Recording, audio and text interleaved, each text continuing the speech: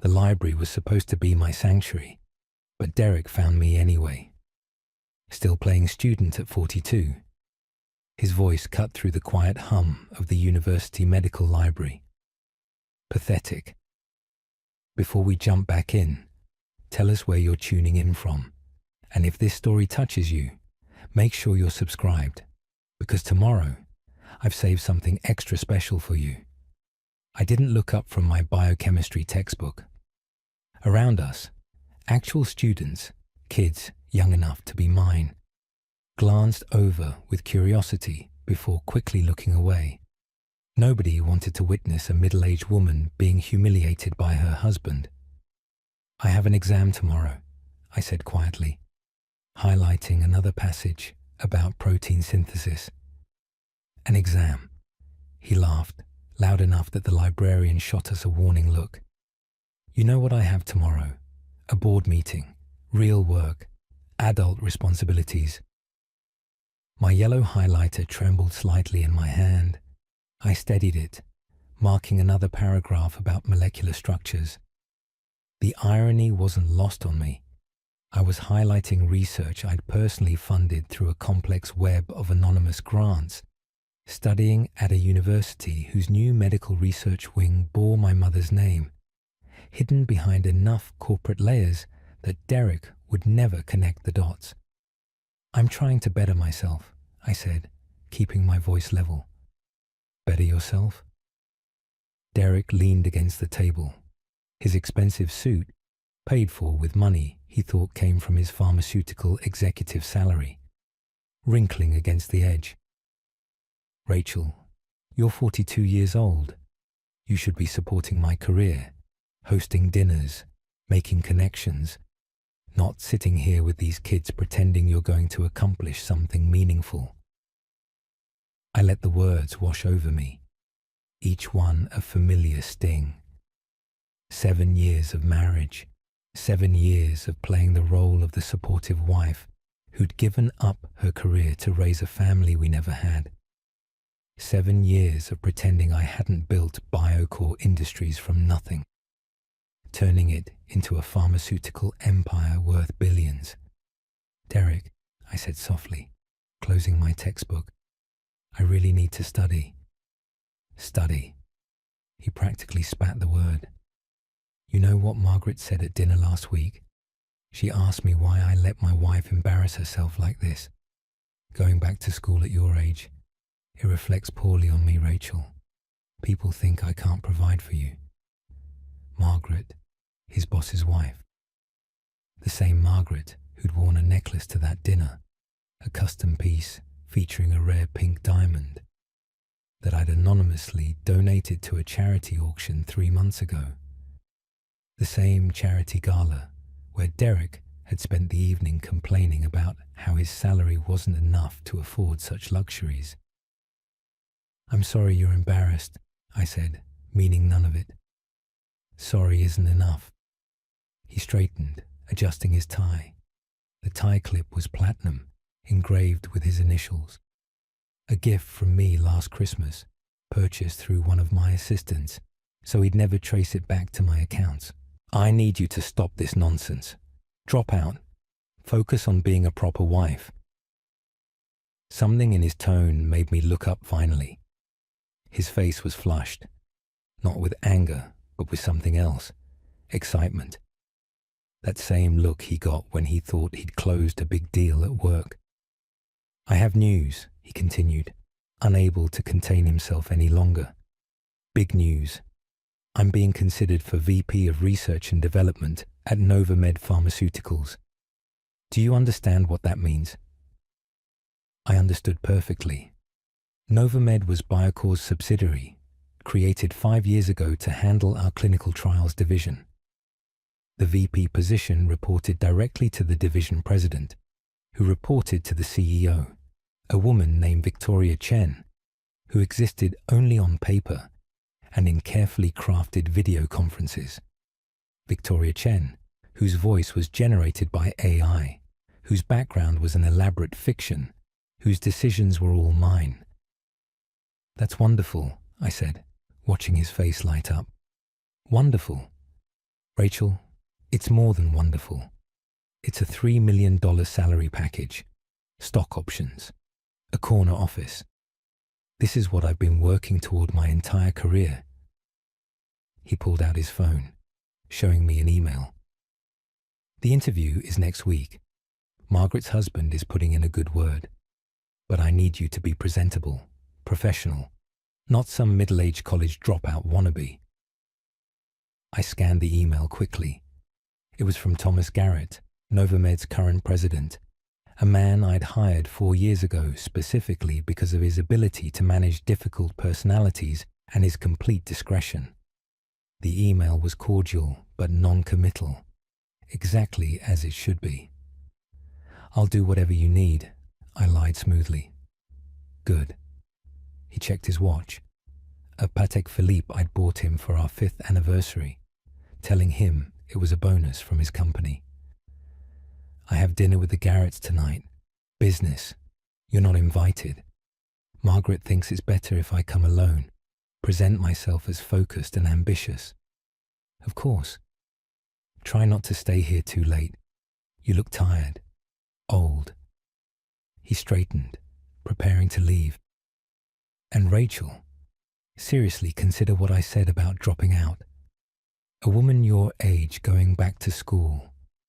It's sad. Everyone thinks so." He left without waiting for a response, his footsteps echoing through the library. I watched him go, then turned back to my textbook. My phone buzzed silently in my pocket. A text from Thomas Garrett, my actual employee, not Derek's potential boss. He reached out about the VP position, playing along as discussed. "Is it time?" I typed back quickly. "Not yet. Let him get comfortable first." Preparing and narrating this story took us a lot of time, so if you are enjoying it, like this video, it means a lot to us. Now back to the story. Another text came through, this time from my lead attorney, Kenji Matsuda. "The contracts are ready, all documentation in place. Board meeting confirmed for next month. Just say the word." I set the phone down and opened my textbook again. Around me, students rustled papers and typed on laptops, completely unaware that the woman Derek had just humiliated was the reason half of them could afford their education. The scholarship program I'd established through anonymous trusts had put 200 students through medical school in the past decade. The biochemistry chapter I was studying covered protein folding mechanisms, specifically the same mechanisms that had been the basis for my breakthrough patent 15 years ago. The patent that had launched Biocore Industries. The patent that Derek would never know existed under my name, my actual name, Rachel Martinez, not Rachel Thornton, the identity I'd assumed when I met Derek. I'd been 35 then, fresh off a brutal divorce from a man who'd tried to steal my company. The legal battle had been vicious, ending only when I'd bought him out for a sum that still made me smile. $5 million for a company now worth $12 billion. But that fight had taught me something valuable. Never again would I let someone close enough to threaten what I'd built.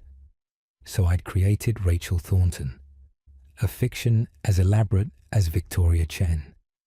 A woman with a modest background, a failed career in medical sales, no assets beyond a small inheritance from a grandmother. When I met Derek at a hospital fundraiser, one I'd actually sponsored anonymously, I'd been playing this role for months, testing it, perfecting it. Derek had seemed perfect, ambitious but not greedy, successful but not suspicious, attentive but not possessive. For the first year, I'd almost believed my own fiction, almost convinced myself that maybe this could work, that maybe I could have both a career and a relationship if I just kept them separate enough. But masks slip. His mask, anyway. Mine had stayed firmly in place.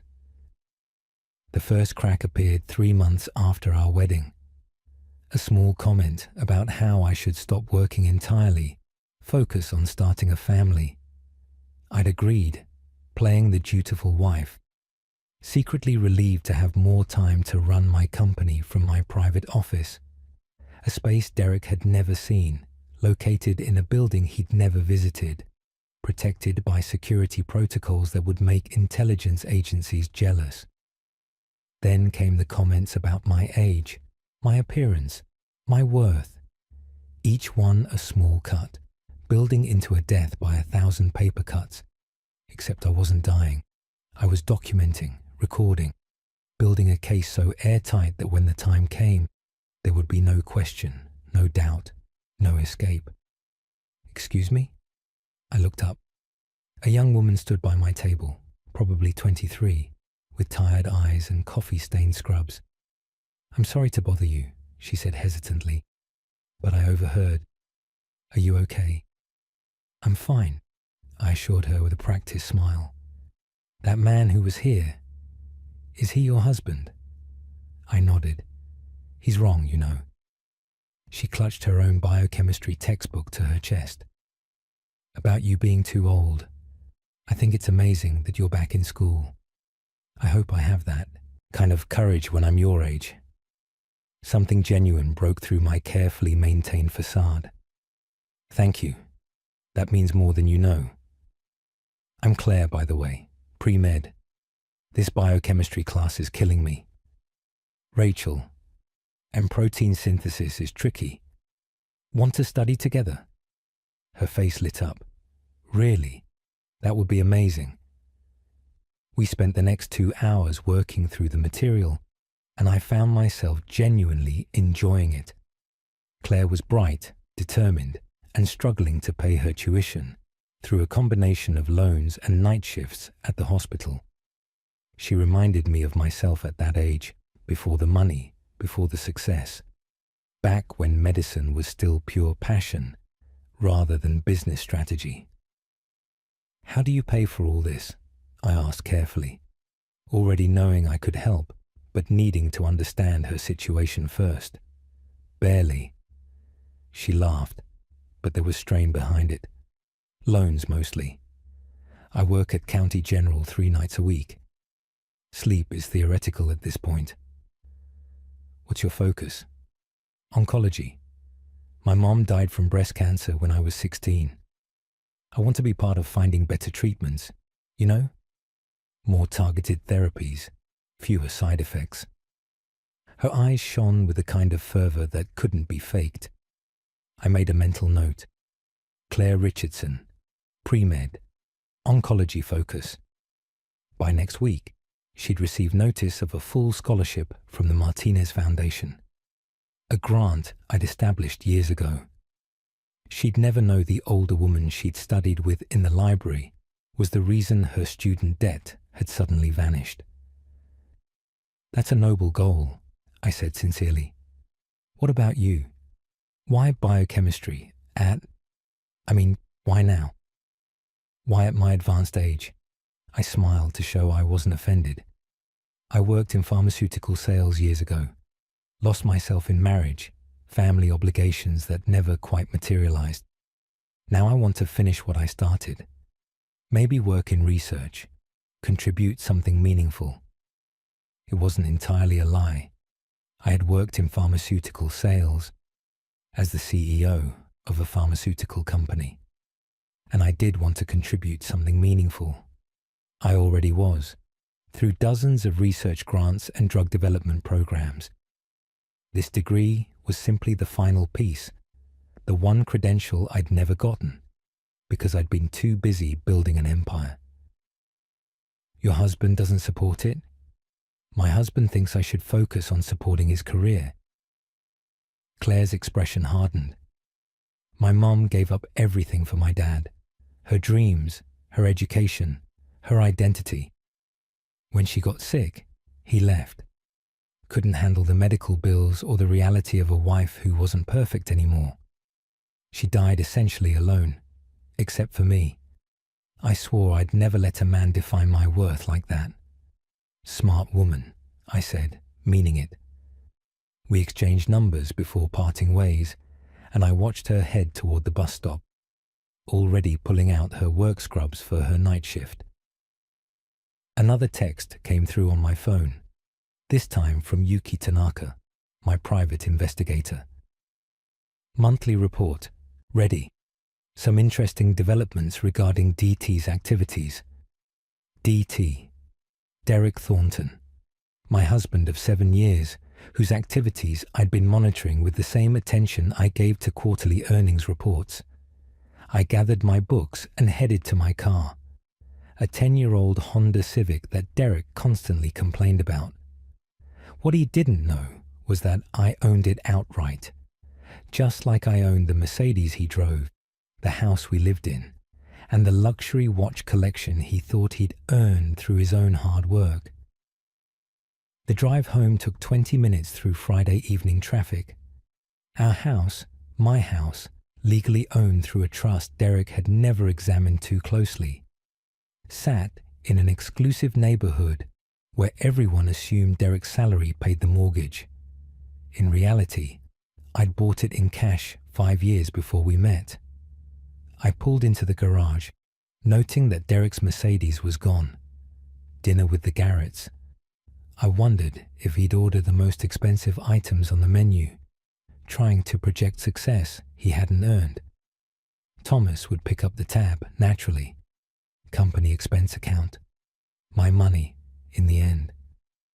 Inside, the house was exactly as I'd left it that morning.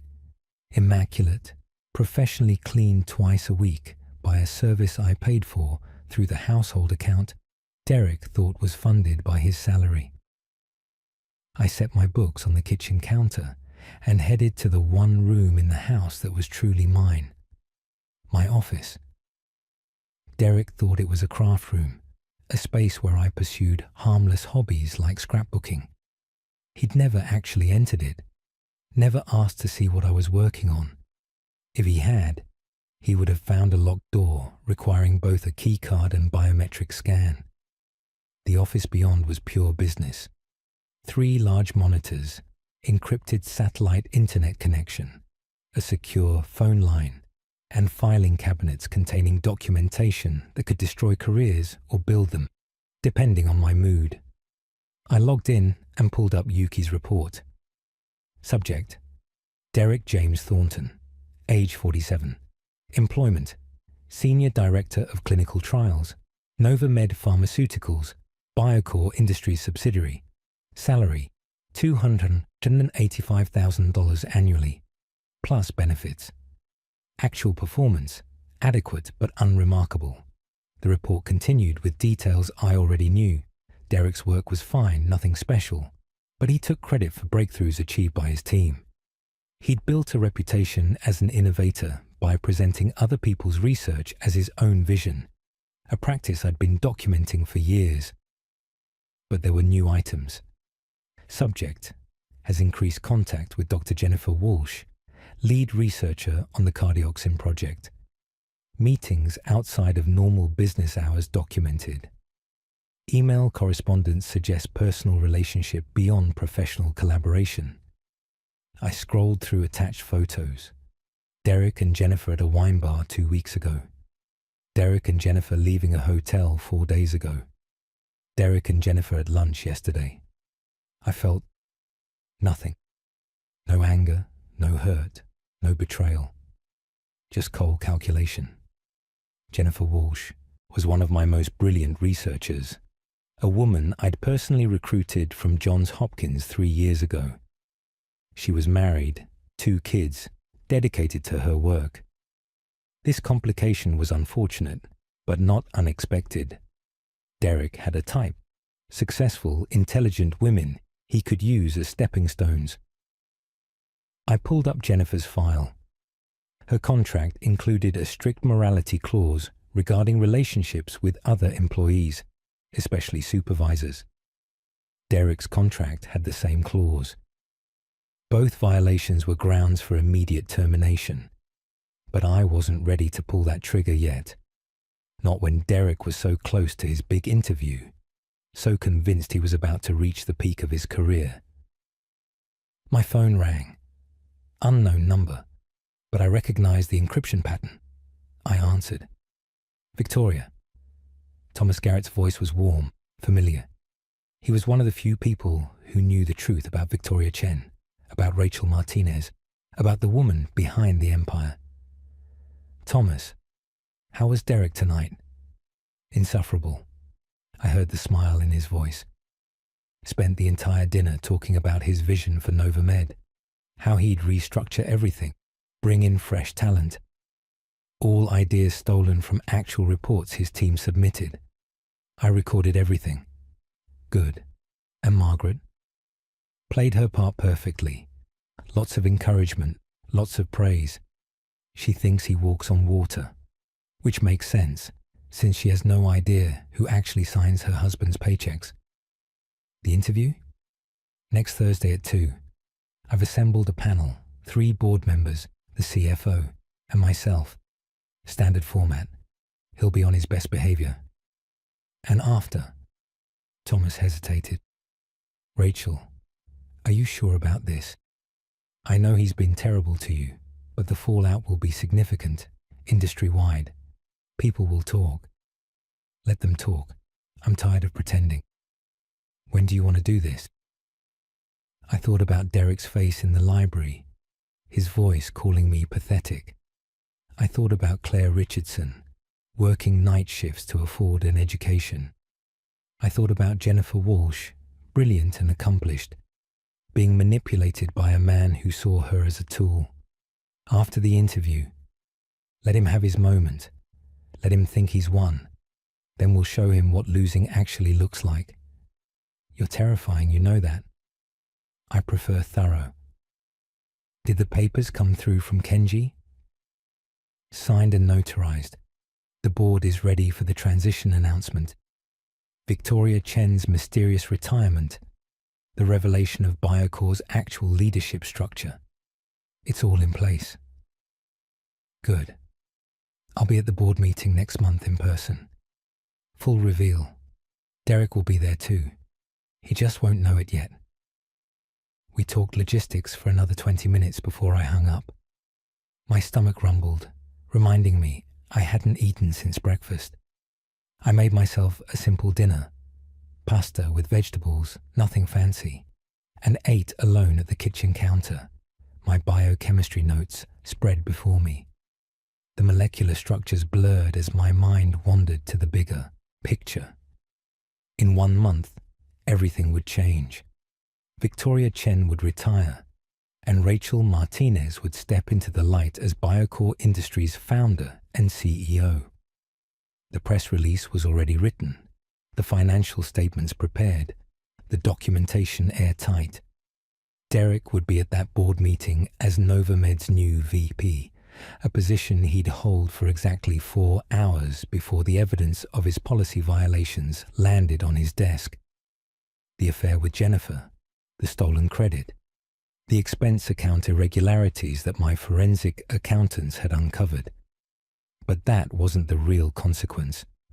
The real consequence was that he'd spend the rest of his life knowing he'd been married to the woman who'd built everything he thought he'd earned. The house, the cars, the lifestyle, all of it mine. And he'd treated me like I was worthless. My phone buzzed with a text from Derek. Dinner running late. Don't wait up. Big things happening. I smiled and texted back. Good luck. I'm proud of you. The lie came easily now. I spent the rest of the evening studying, genuinely absorbed in the material. The exam tomorrow was real, and I intended to ace it. Not because I needed the grade. I'd already published more groundbreaking research than most of my professors, but because finishing what I'd started mattered to me. Around midnight, I heard Derek's car pull into the garage. I was in bed by then, lights off, pretending to sleep. He stumbled slightly coming up the stairs, drunk on success and probably actual alcohol. The bedroom door opened, and I felt him standing there, looking at me in the darkness. Stupid woman, he muttered.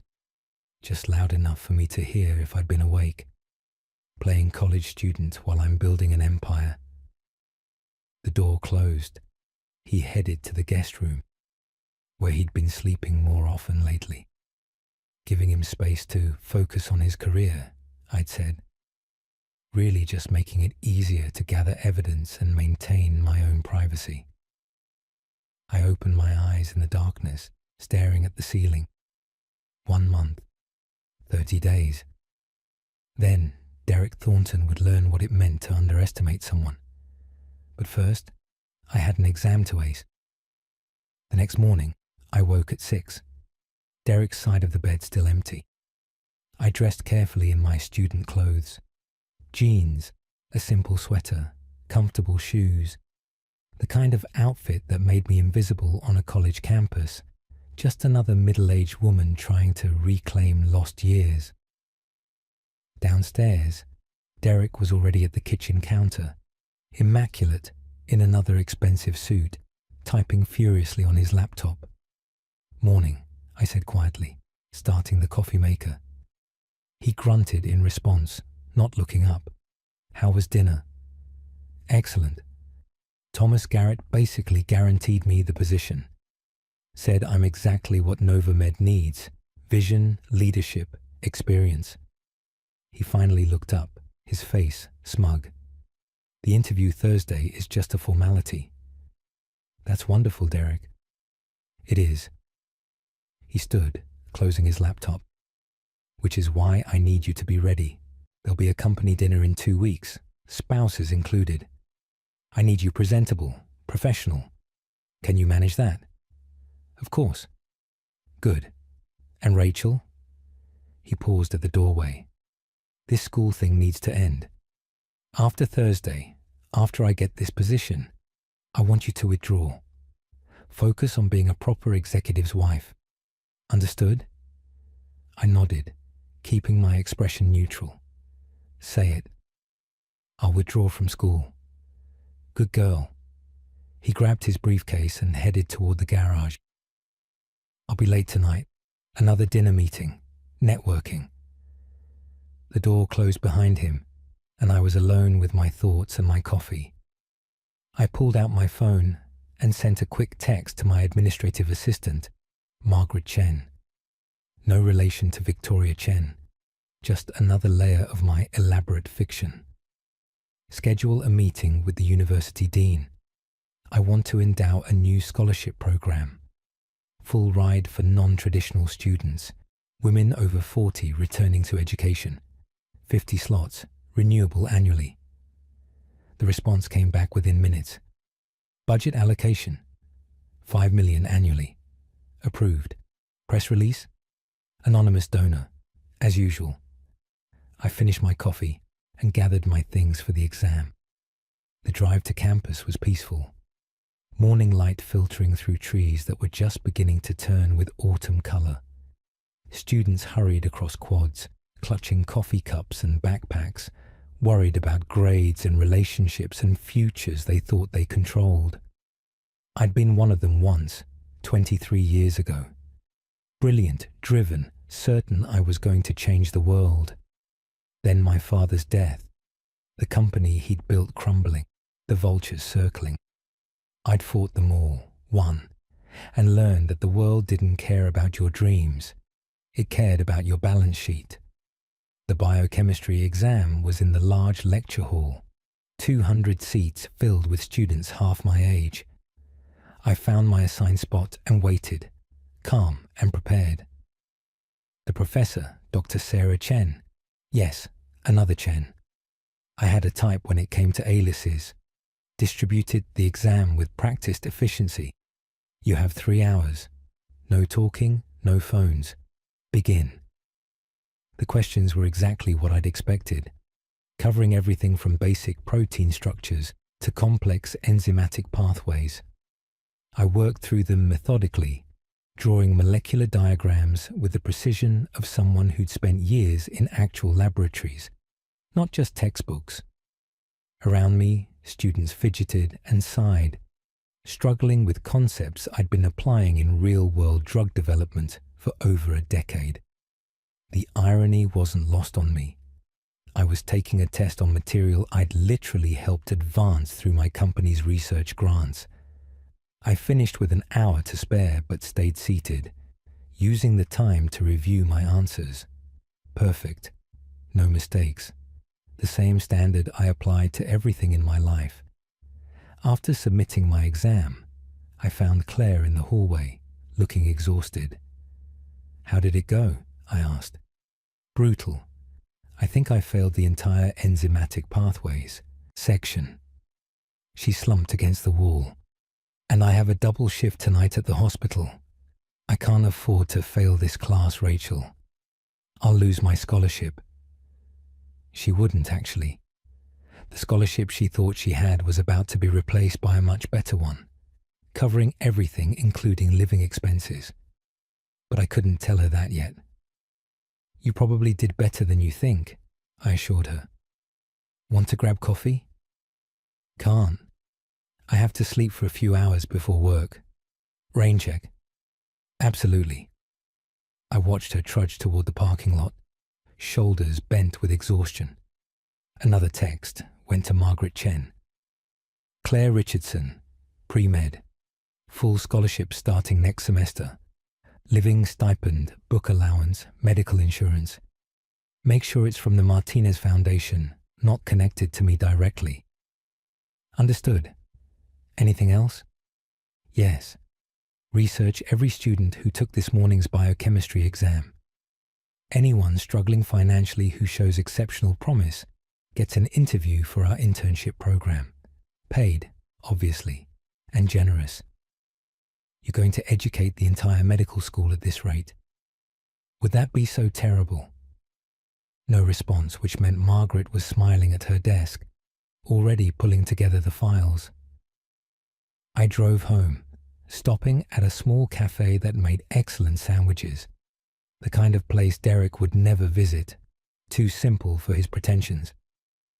I ordered lunch and sat by the window, watching the world go by, feeling completely at peace. My phone rang. Kenji Matsuda, my lead attorney. "Rachel, we need to talk about the Walsh situation." "Go ahead." "She came to me this morning, wants to resign from Biocore. Says she's made a terrible mistake and can't work under these conditions anymore." I set down my sandwich. "Derek?" She didn't say explicitly, but the timeline matches Yuki's reports. She's scared, Rachel. Worried about her career, her reputation, her family. Is she willing to document everything? If we protect her, legally, financially, professionally. I thought about Jennifer Walsh's research, her brilliant work on cardiovascular treatments that could save millions of lives.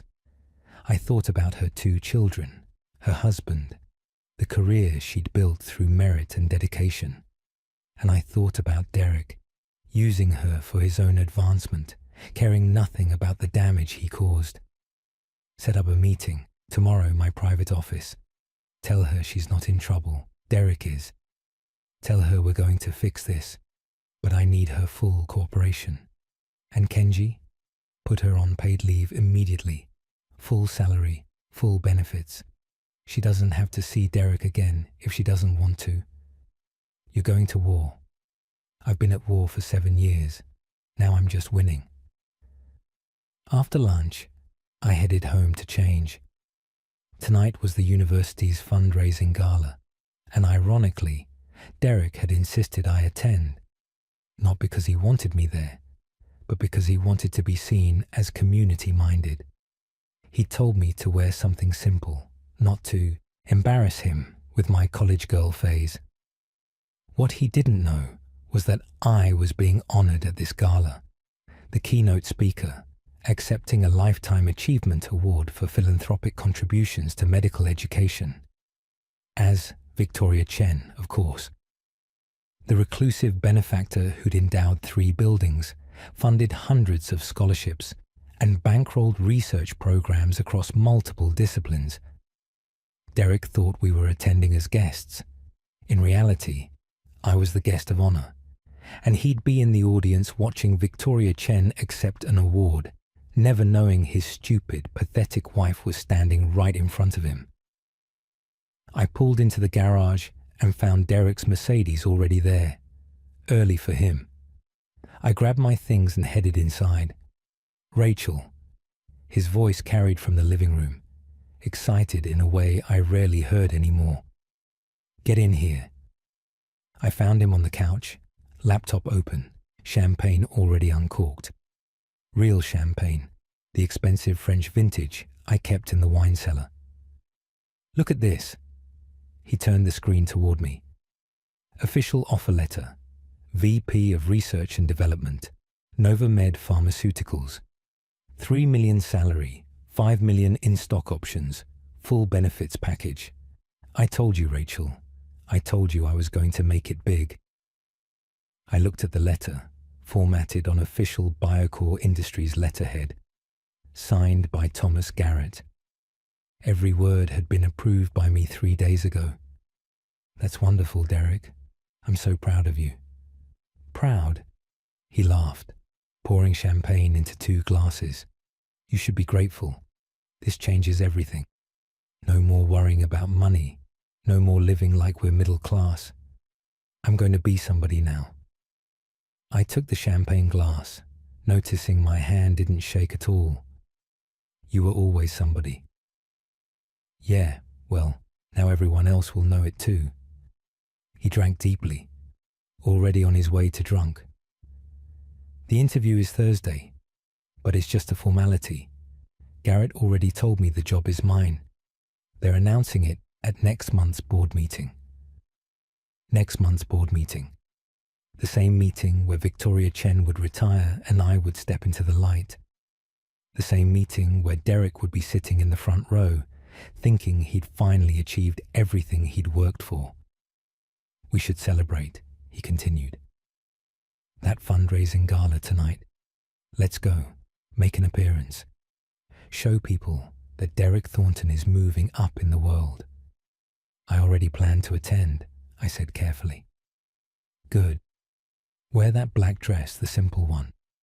I don't want you looking like you're trying too hard. These university events are full of pretentious academics. We need to look successful, but not flashy. Of course. He stood, swaying slightly. I'm going to shower and change. This is it, Rachel. This is everything I've been working toward. Finally, people will respect me. He headed upstairs, leaving me alone with my untouched champagne. I poured it down the sink and checked my phone. A text from Thomas. He's insufferable. Please, tell me you're really going through with this. I typed back. See you tonight. Front row. Watch carefully. Another text, this time from Sarah Chen, my actual assistant, who managed Victoria Chen's public appearances. Car will pick you up at 6. Speech is loaded on teleprompter. Board members confirmed in attendance. This is going to be magnificent. I smiled, heading upstairs to prepare. Not the simple black dress Derek had demanded. Something better. Something that would look perfect on stage. Accepting an award for contributions to medical education worth over $200 million. In my closet, hidden behind the simple clothes Derek thought represented my entire wardrobe, was a section he'd never seen. Designer gowns, tailored suits, clothing appropriate for someone of my actual status and wealth. Tonight, I chose emerald green silk, elegant and sophisticated, with diamond earrings and a matching necklace that together cost more than Derek's annual salary.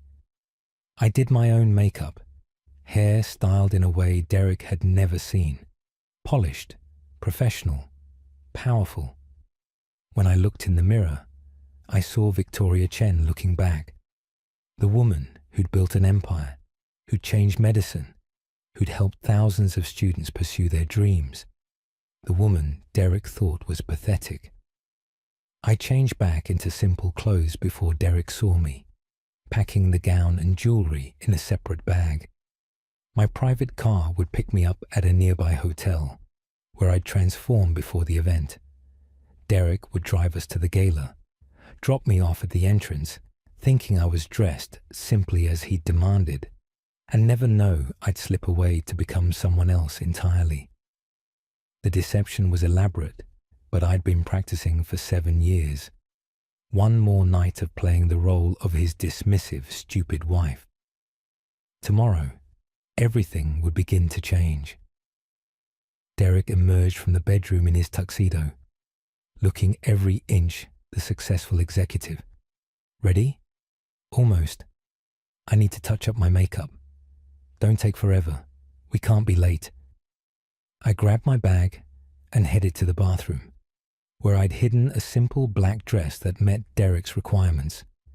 I changed quickly, pulled my hair back in a plain style, removed all jewelry. The woman in the mirror looked ordinary, forgettable. Exactly what Derek wanted. Perfect. Let's go, I called out, heading downstairs. Derek looked me over critically.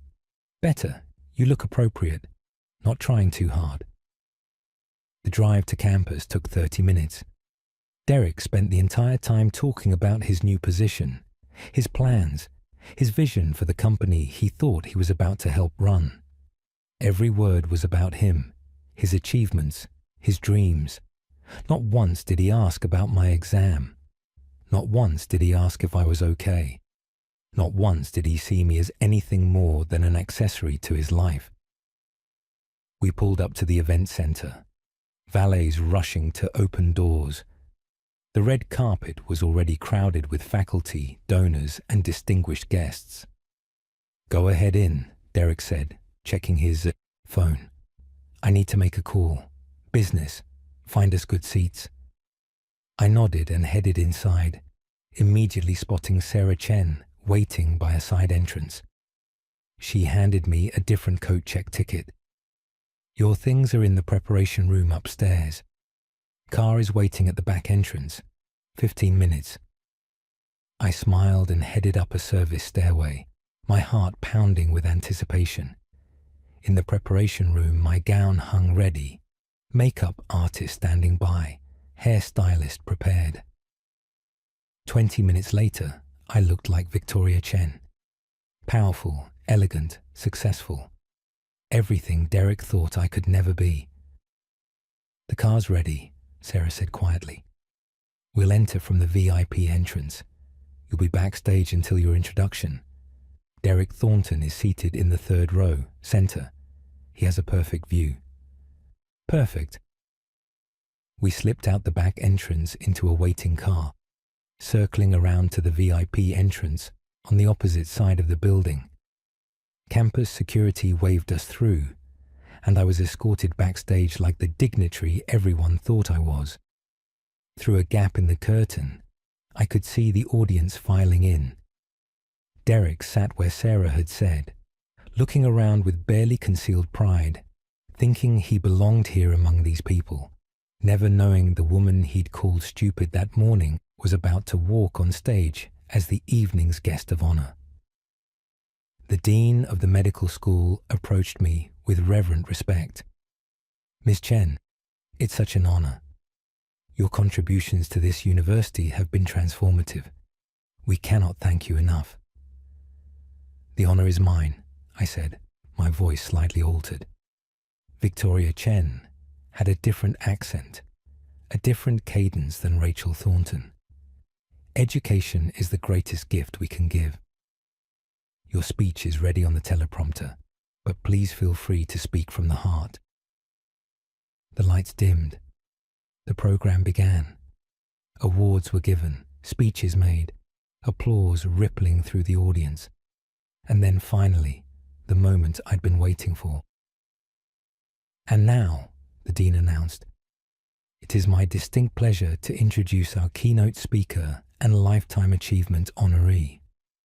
Her generosity has funded 3 state-of-the-art research facilities, established over 400 full scholarships, and supported countless research programs that have advanced medical science. She is a visionary philanthropist, a tireless advocate for education, and a pioneer in pharmaceutical research. Please welcome Ms. Victoria Chen, founder and CEO of Biocore Industries. The audience rose in standing ovation as I walked onto the stage, the spotlight bright and warm. Through the glare, I could see Derek's face, impressed, interested, completely unaware. I stood at the podium, accepting the Crystal Award, and began to speak. Thank you. This honor is overwhelming, but I must be honest with you. I did not do this alone. The speech continued, each word carefully crafted, each sentence building toward a future Derek couldn't imagine. I talked about the importance of education, about second chances, about the courage it takes to pursue dreams regardless of age or circumstance. I was told once, I said, deviating from the script, looking directly at where Derek sat, that going back to school at 40 was pathetic, that a woman my age should focus on supporting her husband's career rather than pursuing her own dreams. I'm glad I didn't listen. Laughter rippled through the audience. Derek shifted in his seat, probably thinking about the wife he'd said those exact words to just hours ago. Because here's what I've learned. It's never too late to become who you were meant to be. It's never too late to finish what you started. And it's never too late to refuse to let anyone else define your worth. The applause was thunderous. I accepted it with grace, thanked the university, and walked off stage to a final standing ovation. Backstage, Sarah was waiting with a fresh coat. You need to leave now. He's going to come looking for his wife. I changed quickly, transforming back into plain Rachel Thornton, and slipped out the VIP exit. My car dropped me at the front entrance, where I walked in casually, as if I'd been in the restroom. Derek found me within minutes. Where were you? He demanded. You missed the keynote speaker, Victoria Chen, the pharmaceutical CEO. She was incredible, powerful, successful, everything. That's the kind of woman who actually matters in this world. I looked at him, this man who'd spent 7 years tearing me down, and smiled. She sounds amazing. Amazing? She's extraordinary. Biocore Industries is worth billions. She's done more for medical research than anyone in this generation. And she's funny too. Made some joke about going back to school at 40, like it was some kind of triumph instead of sad. Maybe it is a triumph, I said quietly. Don't be ridiculous. People like her don't need to prove anything. She's already successful beyond measure, not like... He trailed off, but the implication was clear. Not like you. We should go, I said. It's late. In the car driving home, Derek couldn't stop talking about Victoria Chen, about her success, her wealth, her power. Every word was a knife he didn't know he was turning in his own chest. That's the kind of woman who deserves respect, he said. Not someone playing college student at 42. You're absolutely right, I agreed. And in 1 month, he would learn exactly how right he was. The night ended with Derek drunk on champagne and success, while I lay in bed reviewing the documentation that would end his career. Everything was in place. The board meeting was scheduled. Victoria Chen's retirement announcement was ready, and Derek Thornton's world was about to collapse in the most spectacular way possible. But first, Thursday's interview. Let him have his moment. Let him think he'd finally made it. The fall would be so much sweeter from the top. Thursday arrived with crystalline clarity, the kind of autumn morning that made everything feel sharper, more defined. I woke early, Derek already gone. He'd left at dawn to prepare for his interview, texting me that he'd be incommunicado all day. Perfect. I had my own preparations to make. At 9 a.m., Jennifer Walsh arrived at my private office, the real one. not the craft room Derek thought I used. She looked exhausted, dark circles under her eyes, hands trembling as she accepted the coffee Kenji offered. "Dr. Walsh," I said gently, sitting across from her rather than behind my desk. "Thank you for coming. I know this is difficult. I don't understand." Her voice cracked. "Mr. Matsuda said I wasn't in trouble, but I violated company policy. I had an affair with a supervisor. I should be fired. You're not being fired, but I need you to tell me everything, and I need it documented. Can you do that?" She nodded, tears already forming. "It started 6 months ago. Derek, Mr. Thornton, he said he could help my career, get my research more funding, better lab access.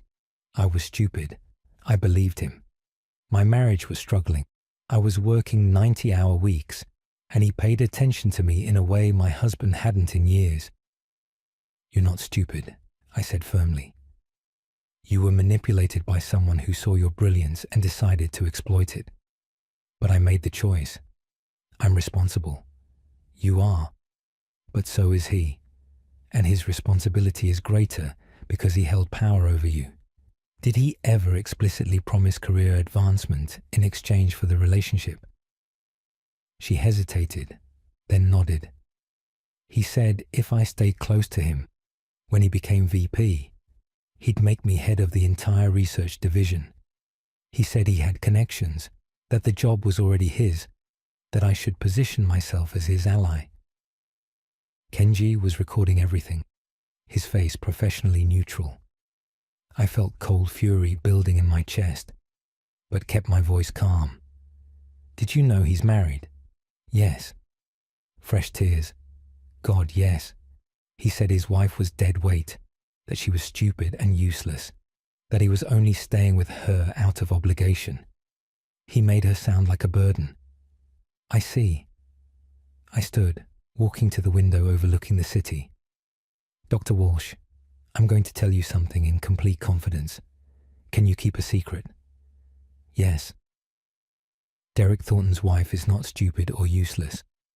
In fact, she's the founder and CEO of Biocore Industries. She's been Victoria Chen this entire time, and I'm telling you this because that woman is me. The silence was deafening. I turned to see Jennifer's face, shock replacing tears. You're Victoria Chen." "I'm Rachel Martinez, which is my legal name. Victoria Chen is an alias I created for professional purposes. Derek has no idea. He thinks I'm an unemployed housewife playing college student." "Oh my God." Jennifer's hand covered her mouth. "Oh my God, the things he said about you, the way he talked. I participated in that.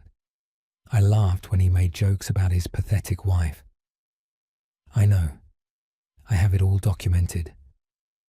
"You're going to destroy me?" "No."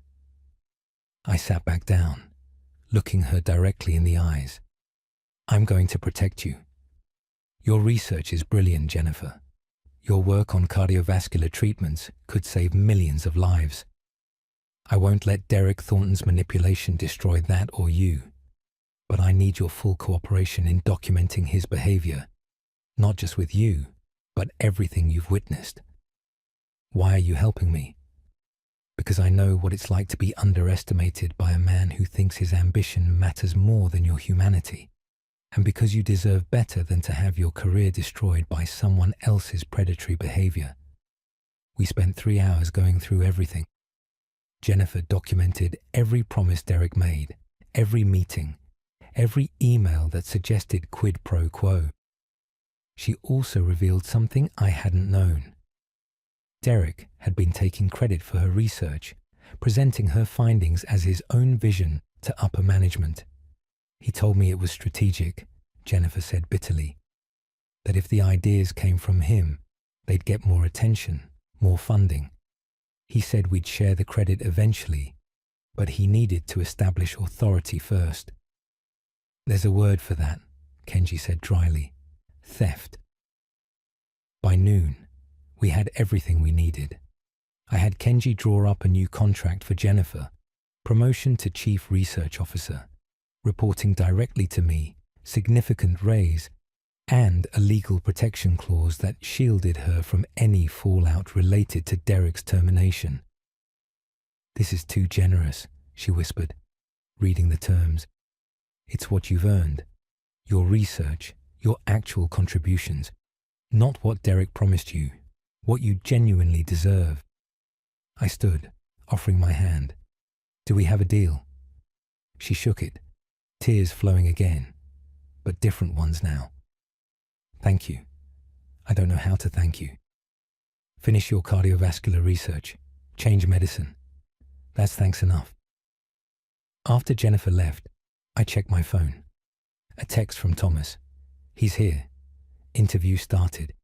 You should see this man's ego." I smiled and texted back, "Record everything." The interview was being conducted in NovaMed's main conference room, with 5 panel members, including Thomas. What Derek didn't know was that I was watching via secure video feed from my office, every word being transcribed in real time.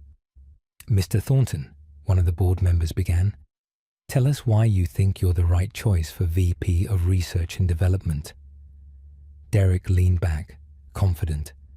"I've spent 15 years in this industry, building relationships, driving innovation, and delivering results.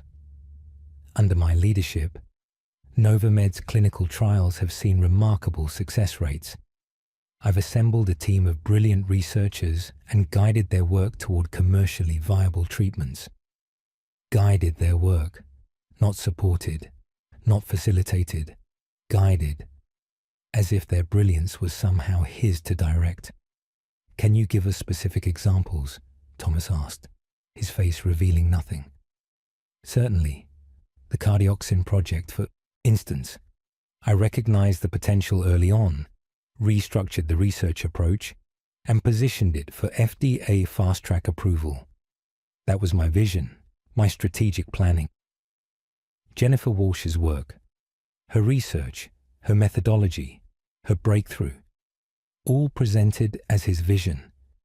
The interview continued for 90 minutes, Derek growing more confident with each question, clearly believing he was impressing the panel. He talked about his plans for restructuring, his vision for new research directions, his strategy for commercial partnerships. All ideas stolen from actual reports his team had submitted.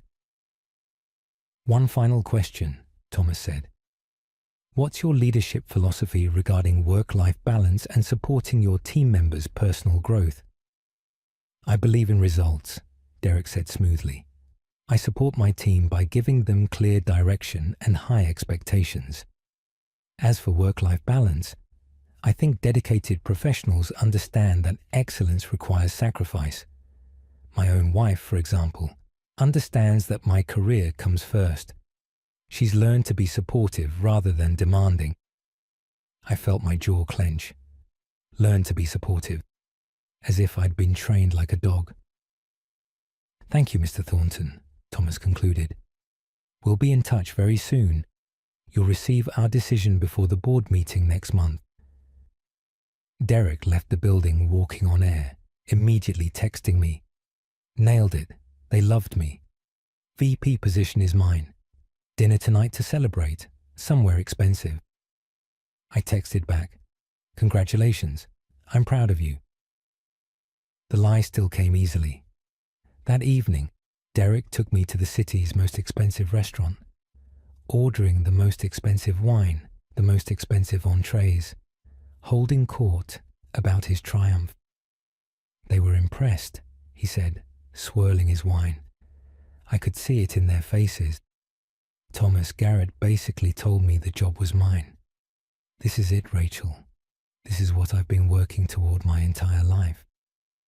"I'm happy for you," I said, meaning something entirely different. "You should be. This changes everything for us.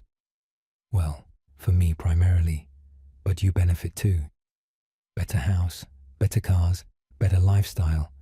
You can finally stop this ridiculous school charade and focus on being the wife of a pharmaceutical executive. About school, I said carefully. I got my exam results back. Perfect score. That's nice. He didn't even look up from his steak. But it doesn't matter now. You're dropping out like we discussed. I need you available for company events, networking dinners. This VP position comes with social obligations. Of course. Good. I'll have my assistant send you a list of appropriate charities for you to volunteer with. Executive wives need to be visible in the right circles. Nothing too demanding, just enough to make me look good. I nodded, taking a sip of wine that cost more per bottle than Claire Richardson made in a week at her hospital job. The contrast wasn't lost on me. Oh, and we need to discuss something else, Derek continued.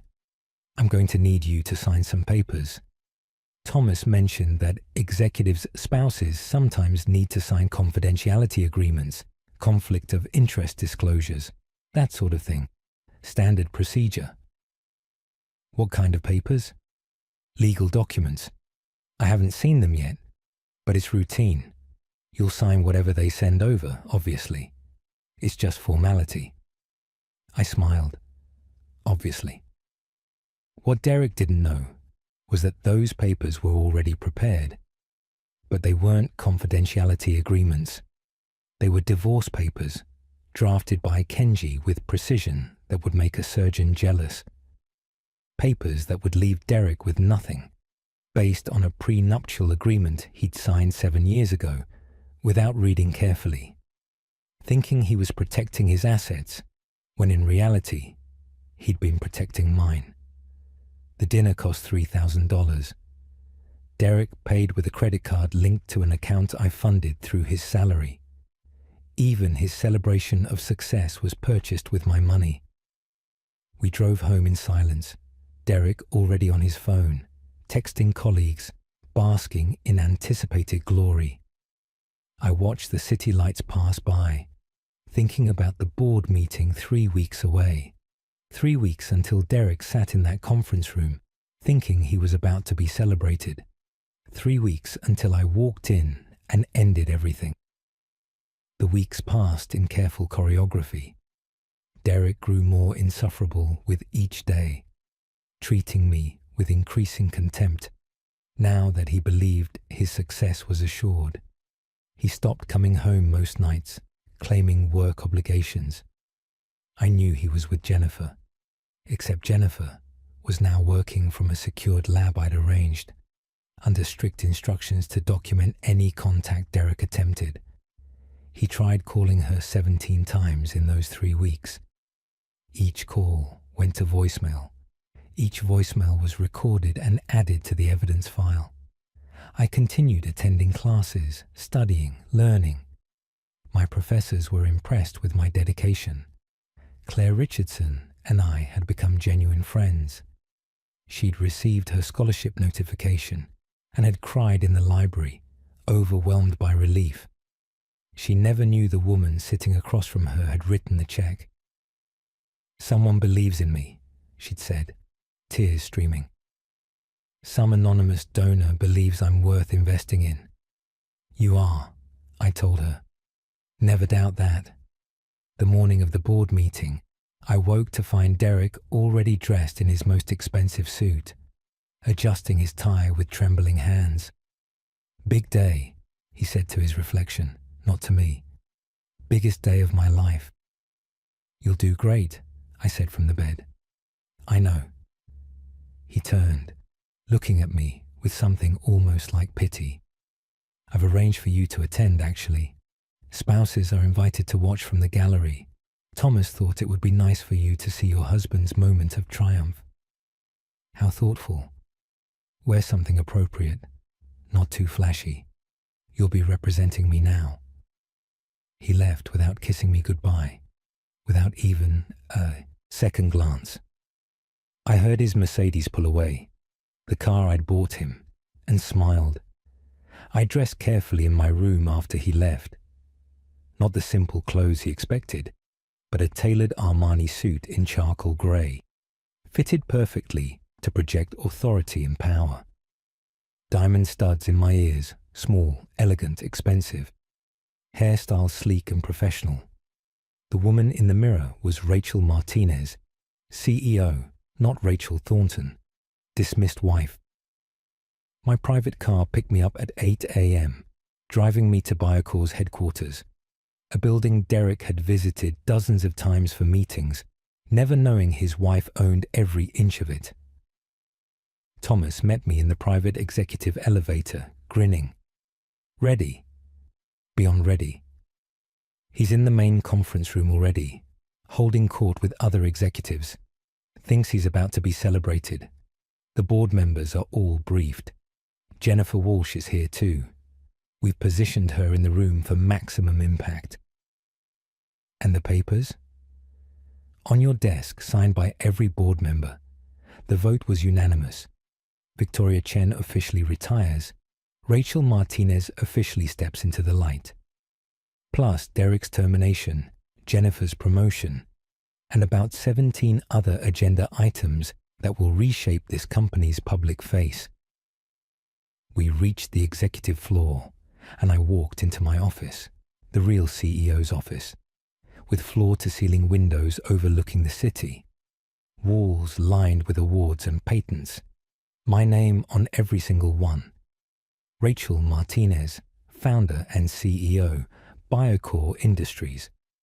My assistant Sarah had laid out the agenda, the documentation, the press release that would go out the moment the meeting concluded. Everything was perfect.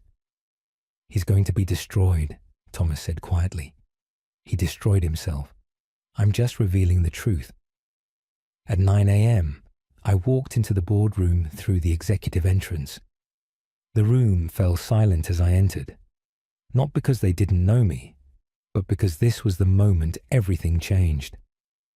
Derek sat in the front row with other executives, his back to me, chatting animatedly with a colleague.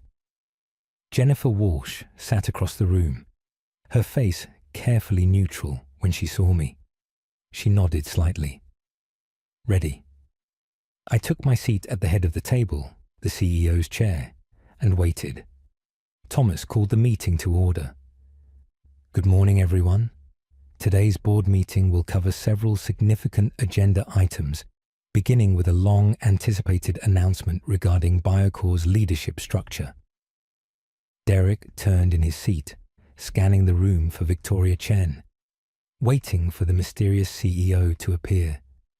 His eyes passed over me without recognition. Just some woman in a suit, probably an assistant or secretary. As many of you know, Thomas continued, Victoria Chen has led this company with distinction for over a decade. However, Victoria Chen was always intended to be a temporary identity, a shield used during a difficult period of corporate espionage and personal threat. Today, we retire that name and introduce you to the woman behind the vision. Derek was leaning forward now, excited. This was it, the moment he'd see the brilliant, powerful woman he'd praised at the fundraising gala. Ladies and gentlemen, Thomas said, please welcome the founder, owner, and CEO of Biocor Industries, Dr. Rachel Martinez. I stood, and the room erupted in applause. Derek's face went through a series of transformations, confusion, disbelief, shock, horror. He looked at me standing at the head of the table, looked at the nameplate before me, looked at the board members applauding, looked back at me. What? His voice failed him. Good morning, Derek, I said calmly. Thank you all for attending. As Thomas mentioned, I've operated under the name Victoria Chen for security and privacy reasons. But effective today, I'm stepping into my role publicly as myself. Rachel Martinez, founder of this company 12 years ago. This is a joke, Derek said, standing. This is some kind of mistake. No mistake. Please sit down, Mr. Thornton. We have significant business to discuss, including your employment status. My employment? Rachel, What the hell is going on? Dr. Martinez, I corrected. In this building. You'll address me professionally. Please sit down. The room was silent now. Everyone watching Derek process the impossible. His wife, his stupid, pathetic, unemployed wife, standing at the head of the table as CEO of a $12 billion company. You're Victoria Chen, he whispered. You're the gala. That was you. Yes, the company, all of it. You built this? Every inch. But you're nobody. You're my wife. You don't even have a job. I have a job, Derek. I've always had a job. I run this company. I founded it, built it, and grew it into what it is today. The question isn't about my employment. It's about yours. I nodded to Kenji, who stepped forward with a thick folder. Mr. Thornton, this is documentation of policy violations committed during your employment at Novamed, a Biocore subsidiary, including, but not limited to, inappropriate relationships with subordinates, theft of intellectual property from research staff, falsification of contribution reports, and misuse of company resources. Derek's face had gone white. Those are lies. They're documented facts. Dr. Jennifer Walsh has provided a full statement regarding your 6-month affair and your promises of career advancement in exchange for sexual access. She's also documented your theft of her research on the Cardioxin project, which you presented as your own work during your interview for VP. Jennifer stood up from across the room. It's all true, Derek. Every word. You bitch, Derek snarled. You came to me. You wanted it. Sit down, Mr. Thornton, I said coldly. Dr. Walsh is being promoted to Chief Research Officer, reporting directly to me. You are being terminated for cause, effective immediately. Security will escort you from the building. You have 30 minutes to collect personal items from your office under supervision. You can't do this. He was shouting now, drawing stares from everyone in the room.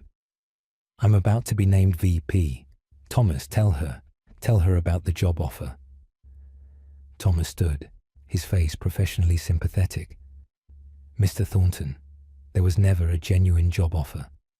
The interview was conducted to document your willingness to take credit for others' work and to confirm the pattern of behavior Dr. Martinez's team had been investigating. Every word you said was recorded and reviewed. You fabricated achievements, claimed others' innovations as your own, and demonstrated a fundamental lack of integrity. This is insane. Derek turned to me, his face contorted with rage and disbelief. You've been lying to me for 7 years. 7 years. You let me think I was supporting you, that I was the successful one, that you were nothing. Yes, I said simply. I did. Why? Why would you do this? Because I wanted to see who you really were. When we met, I'd just been through a brutal divorce with a man who tried to steal my company. I was tired of being valued only for my wealth, so I created Rachel Thornton, a woman with no money, no power, no status. And you showed me exactly who you are, Derek. You're a man who only respects people based on what they can do for you. That's not fair. You called me stupid for going back to school. You mocked me in front of your colleagues. You told your mistress I was dead weight. You demanded I give up my education to support your career. A career that only existed because I created the company and hired you through intermediaries. Every success you thought you earned was handed to you by me. The room was deathly quiet. Derek looked around at the board members, at the executives, searching for support and finding none. They all knew. They'd always known. The house we live in, I continued, mine, bought 5 years before we met. The cars, the furniture, the lifestyle you think your salary provided, all mine. Your salary was always modest, Derek. You've been living on my money the entire time, funded through accounts you never questioned. You manipulated me. I gave you every opportunity to show me kindness, respect, partnership. You chose contempt instead. You chose to belittle me, control me, demand I make myself smaller so you could feel bigger. That was your choice, not mine. What about the prenup? His voice was desperate now. We signed a prenup. I get half of everything. You get nothing. The prenup you signed, without reading carefully, I might add, specifies that in cases of infidelity or termination for cause from family-affiliated businesses, all assets remain with the original owner. You violated both conditions. My lawyers have already filed divorce papers. You'll receive them today. Derek's legs seemed to give out. He sat down heavily, his face in his hands. This can't be happening. Security is waiting outside, said. You'll be escorted from the building. Your personal belongings will be sent to the address your attorney provides. You're prohibited from contacting any BioCore employees, including Dr. Walsh. Violation of this order will result in legal action. 2 security officers entered the room. Derek looked up at them, then at me, one final time. I loved you, he said, and for a moment I almost believed him. No, Derek, you loved what you thought you could get from me. You loved having someone you could control. You never loved me. You never even knew me. He stood, straightened his jacket, and walked out between the security officers. The door closed behind him with a soft click. The room stayed silent for a long moment.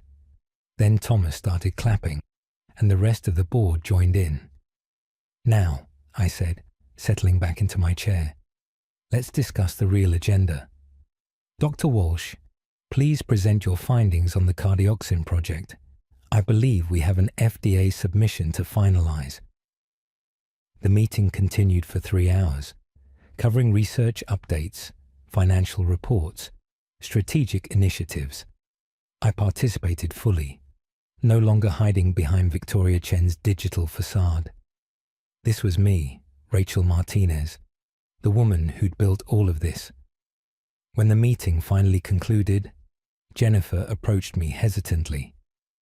Thank you, she said quietly, for everything, for believing me, for protecting me.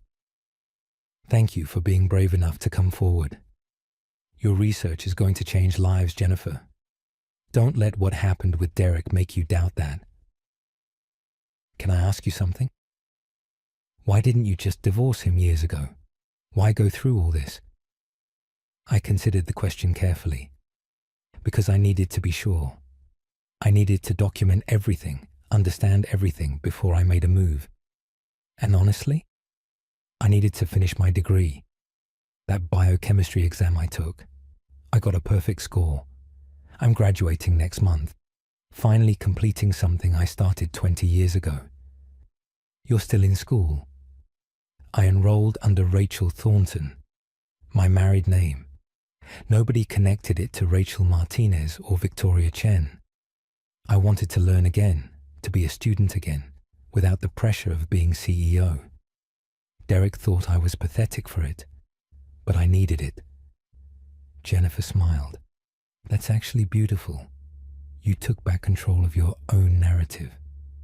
Exactly. Over the next weeks, the story exploded across business media.